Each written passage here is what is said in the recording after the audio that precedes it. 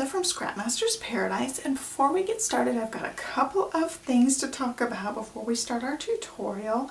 First off, I got a new black craft mat. I've seen these in a lot of people's crafting videos and I was tired of my little pink one just taking up a little part of the screen, so I went with the black. I hope you guys like it, but I've had some comments about the pink one being kind of annoying and bright. So I'm excited about the black one and I hope you guys like it. And the next comment is I burned the crud out of my arm really bad.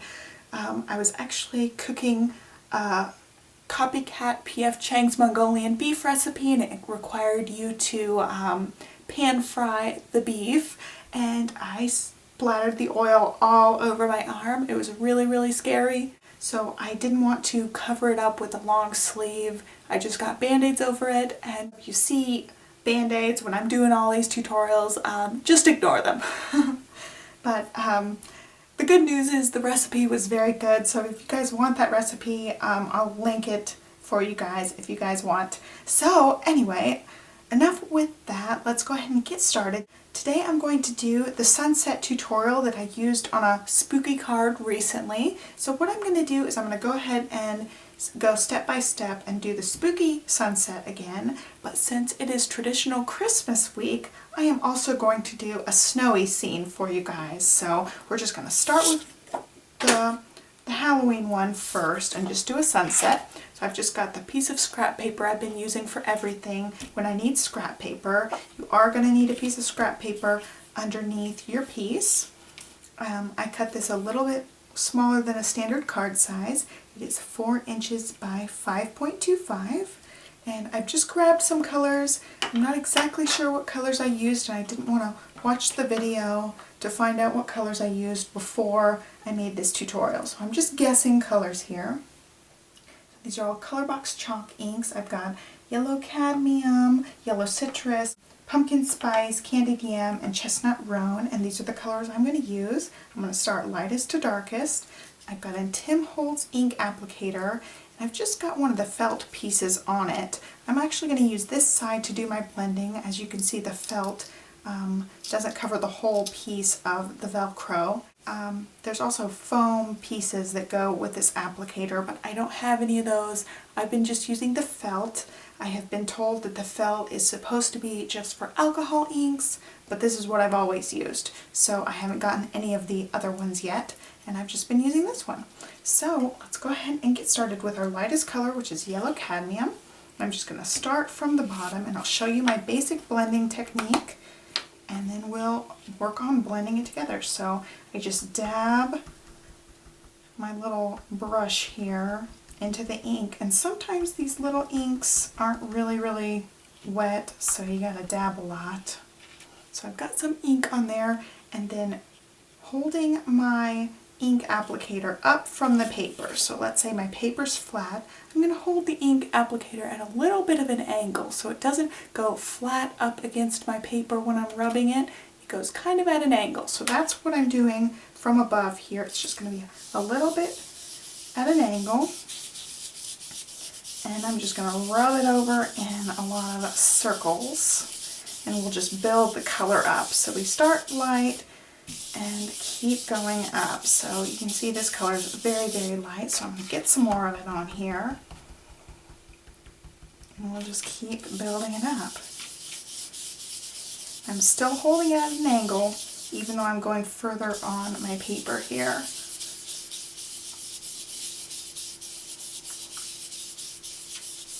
Alright, so there is a very light yellow for the beginning. Now I have the yellow citrus. I'm going to do the same thing. See, I start with my lightest color because my little felt thing is going to soak up all these colors, and I don't want to get my darker color in my lighter ink pad. Still, I'm holding my applicator a little at an angle. It takes a lot of moving around. The more little circles you make, the smoother it's going to look.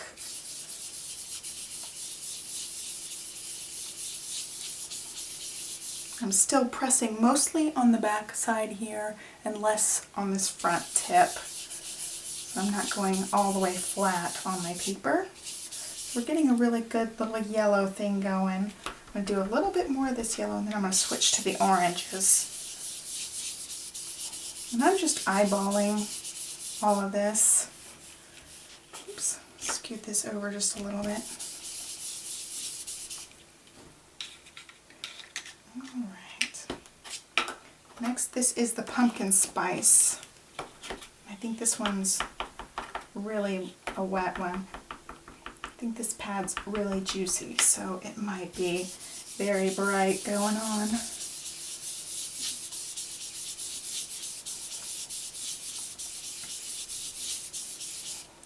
Alright, so we're starting to build some color up. It's best to go lighter first, and you can build your color up, because if you start really dark with your ink and you're really heavy, you can't lighten it. But it's really easy to go back and add more color in as you need it. So I always try to go really light and go over it a bunch of times.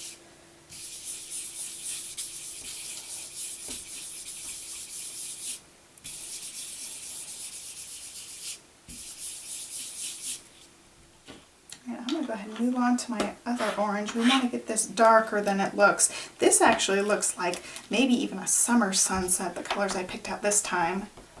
This is the candied yam, and this one is really dark. When I get this on here, it's going to change, but that would be pretty just for a summer sunset. If you wanted to add a little bit of blue in there, I think it would look good. And this one's going to be really dark. Ready for it to get spooky. That one is really easy to see my circles. That one's just really dark. I'm going to bring it down a little bit into the other orange. Try to blend them together. And with the felt one, you really see the swirls sometimes, but I kind of like it. If you get one of the foam ones, you don't see quite as many of the swirly lines when you're building up the color.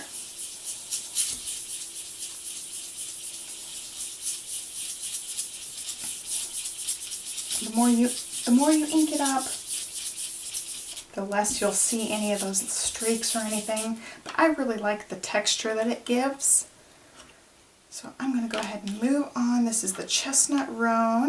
It's a brown, so we'll do the brown up here at the top. Ooh, this one's really wet. I'm going to move my paper around and start from this angle.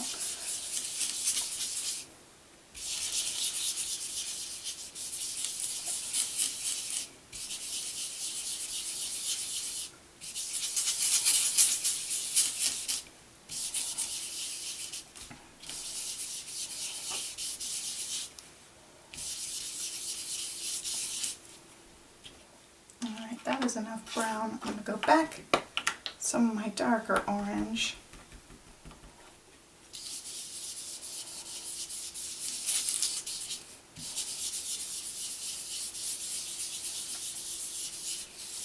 Work on going down some of the side a little bit.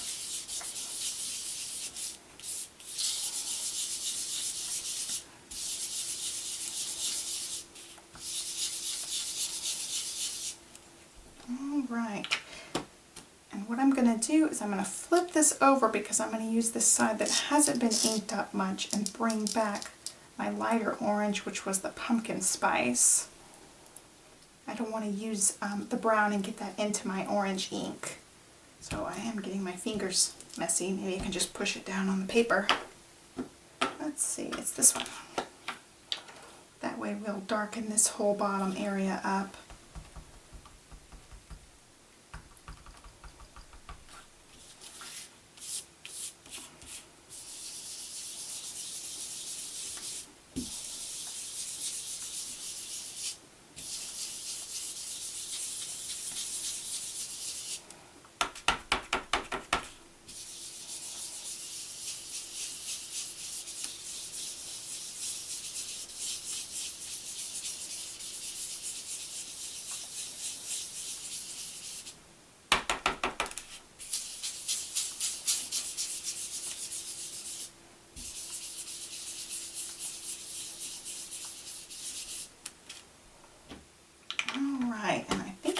in some yellow citrus and cover that part, and hope it doesn't mess up my ink pad. Bringing some of that in.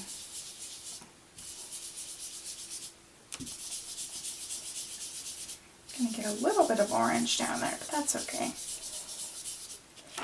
Alright, so that's all I'm going to do. You can work on blending it some more and adding in more color if you want to. I like the way this one looks. It actually looks really spooky, like there's a lot of smoke clouds up in the sky, almost like a fiery looking spooky scene. So you can play with it, you can do whatever color combos that you want and come up with something that looks really cool. Every time it's going to look a little bit different. And I really like this one where it has this really light part and then it just gets darker and spookier the further you go up. So that is basically what I did for the other one.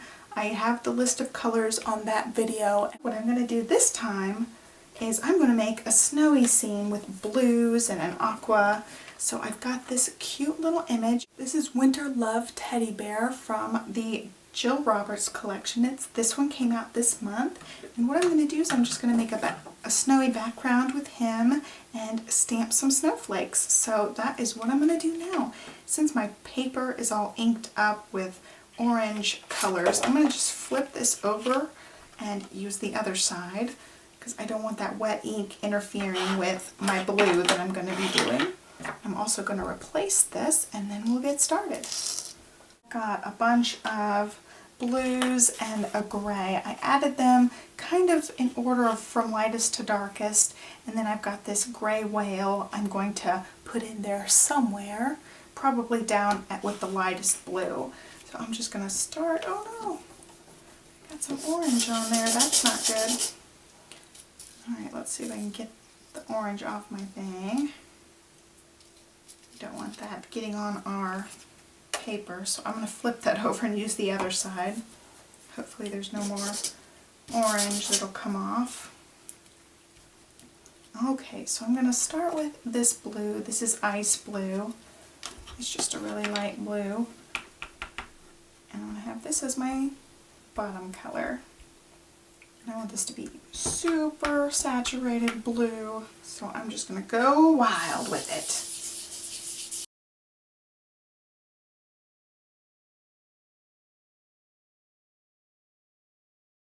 Alright, already I love the way it looks.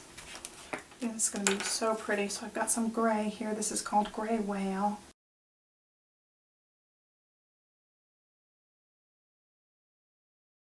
Bring in some really deep blues I put here at the top so it'll just come all together. This color is Azurite.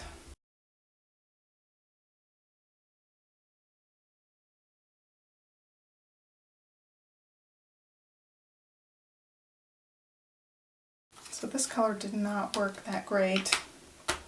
I'll move on. This one is Sea Crystal, and it's like a light teal.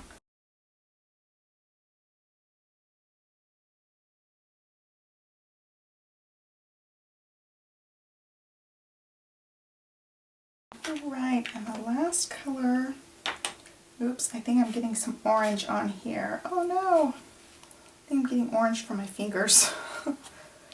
Well, I guess if you're going to use different colors, you're going to have to wash your hands between colors because I just made that a little bit orange.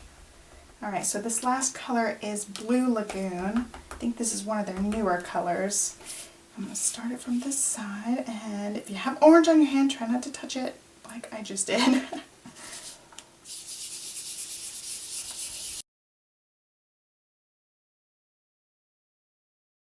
Alright, I'm going to bring that darker blue a little bit down the sides, and especially so I can try to cover up the orange that I just put on there with my fingertips. Hopefully I can mask that by bringing in some of the darker blue down the side.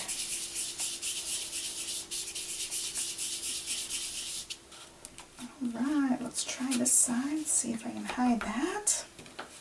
Hope I can.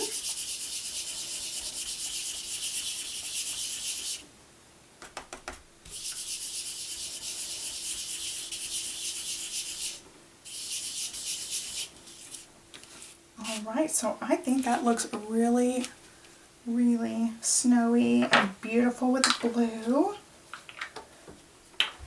hold both of them up so you guys can see. So there's the blue one. You can see, you might still be able to see a tiny bit of orange in here, but I covered it up pretty well with the blue. Here's my super spooky sunset one. Let me go get the other one. Oh, here is my other spooky one that I started with. You can see I added some reds up here at the top rather than keeping it all orange. So it did give it a different look, but I still love both of the ways that it looks. I really, really love the snowy one. So that gives you, there is our tutorial for the day. What I'm going to do is I'm going to stamp some snowflakes on this and then trim out my Winter Love teddy bear and make my cards. So that's all I've got to share with you guys today. Make sure to check the link below. I'll have a link to the project photo and a supply list for you guys. Make sure to link up for traditional Christmas week. Thanks so much for watching. Bye.